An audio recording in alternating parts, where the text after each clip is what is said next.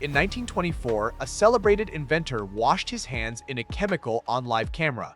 He told reporters it was perfectly safe, but he secretly knew it had already poisoned him.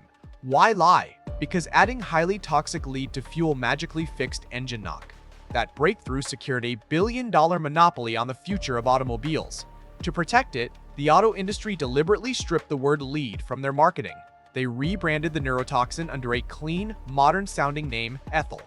But inside their refineries, workers were succumbing to violent madness. Hallucinations and death plagued the floors of what workers dubbed the loony gas building. To stop a panic, the industry hired a doctor to shift the burden of proof.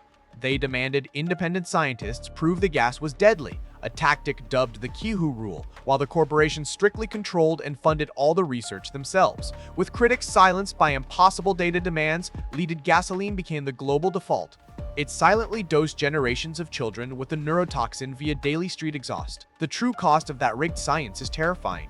The massive rise and fall of violent crime across the world in the late 20th century almost exactly tracks the timeline of children who grew up breathing that rebranded poison every single day.